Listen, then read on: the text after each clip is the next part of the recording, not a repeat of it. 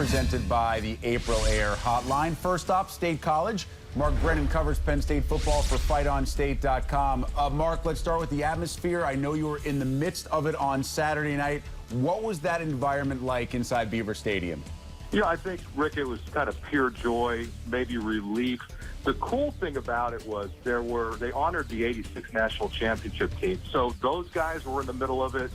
The current team, obviously, they had tons of recruits there. So the recruits came down, all the fans were down there. So, I just think it was something that for Penn State, after everything that the program had been through, sanctions-wise, scandal, just this sense of relief and jubilation, and you really saw it and you really felt it when you were down there on the field.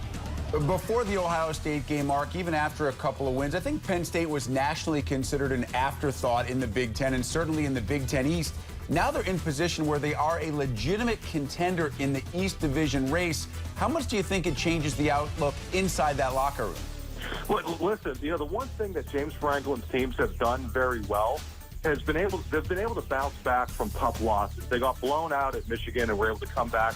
That's a backhanded compliment, but they have done a pretty good job of that. Now we have to learn how this team handles a huge win. I don't know.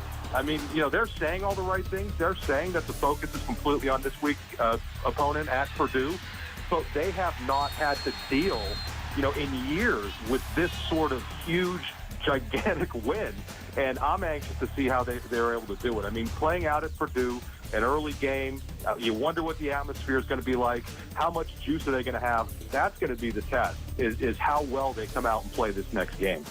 Lastly, Mark, can you try to put into words and quantify what it means to this team to have Brandon Bell and Jason Cabinda back? I mean, 31 tackles on the field says all you need to know production-wise. But from a leadership and emotional standpoint, what does it mean for the remainder of the year?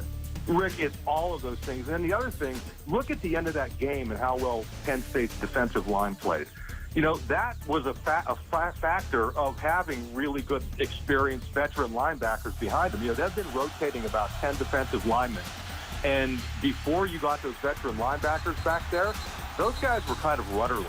And I think you saw, especially at the end of the game, the way they were able to come through with 2 sacks. J.T. Barrett is a very difficult guy to sack. There was kind of a connection there, I think, between getting those 2 guys back and the strong play of the D-line, which, for this team moving forward is huge.